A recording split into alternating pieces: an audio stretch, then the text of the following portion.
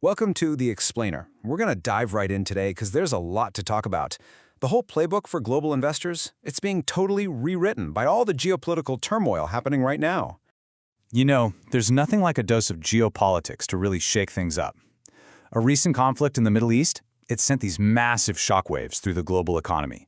All that optimism we saw at the start of the year, poof, gone. This quote from Barron's just nails it. So let's break it down. What does this huge jolt actually mean for your portfolio? And, maybe more importantly, where are the new opportunities and the new risks hiding? All right, so let's talk about the immediate fallout. The impact of the conflict was, well, it was instant. And man, nowhere was it felt more dramatically than in the energy sector.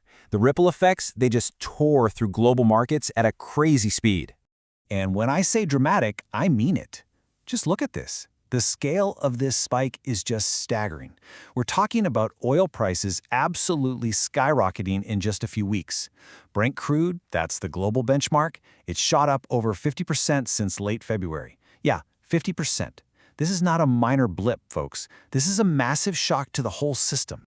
So naturally, a shock like that doesn't stay contained. It spread fast. That energy shock quickly turned into pain across the board. Remember all that good feeling from the start of the year? Totally wiped out. The MSCI Emerging Markets ETF, it just plummeted 12%. And even the S&P 500, which is usually pretty robust, took a 4% hit. Okay, but here's where things get really interesting. You might think, okay, chaos, everything is down, but that's not the whole story. This disruption, it isn't hitting everyone the same way. What we're actually seeing is this really clear split, a world of winners and losers. And this is especially true when you look at emerging markets. And this slide tells that story perfectly. Look at this. On one side, you've got countries that have to import their oil. Think South Korea and India. Their markets got absolutely hammered. But then, on the other side, you've got the energy exporters, countries like Brazil. They've been way more resilient. I mean, Brazil's market is still up 10% for the year. That's a huge difference. So, why the big gap? Well, it's actually pretty simple. This quote from a Goldman Sachs analyst nails it. For countries that export oil, higher prices aren't a problem. They're a bonus. It's a tailwind, not a headwind. And that one simple economic fact is what's creating this massive gap in the market right now. And this is exactly what the smart money is looking. The pros, they're looking past all the initial panic, and they're on the hunt for opportunities. They're looking at markets that might have been, unfairly punished in the chaos. For example, South Africa's huge resource companies, which actually do well when resources are scarce. Or South Korea's massive semiconductor firms. The world can't function without their chips, right? Okay, so we've talked about oil and markets, but the shock waves, they don't stop there, not by a long shot. This conflict is creating some serious headwinds for other huge global industries. I'm talking everything from tourism to tech.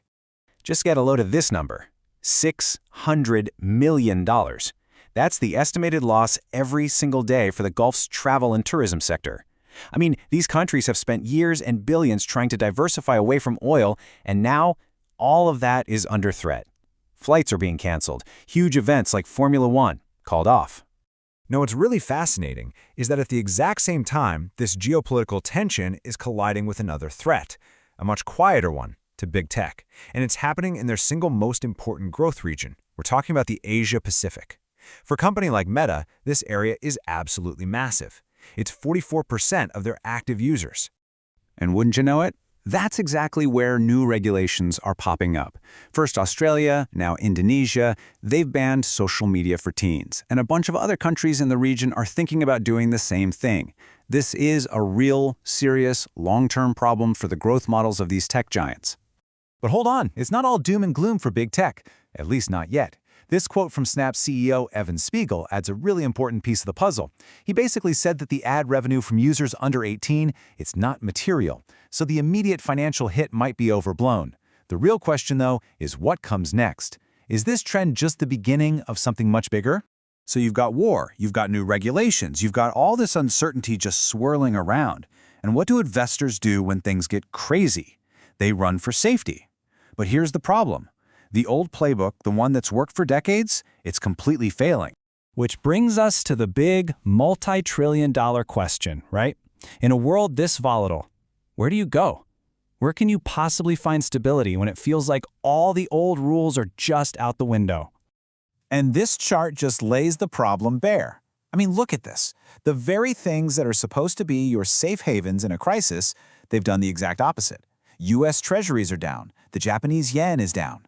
Even gold. Gold just had its worst week in more than a decade. They all lost money right when everyone needed them to be stable. So, what is going on? Well, some analysts think this isn't just a fluke. This guy Davide Waneglia, he argues that all the unpredictable policy shocks coming from the U.S. have forced everyone to do a radical rethinking of what U.S. Treasuries even are anymore. They used to be the ultimate hedge against risk, maybe not so much now. So, if the old safe havens aren't safe, what is? Well, investors are having to get creative. A whole new set of havens is starting to emerge.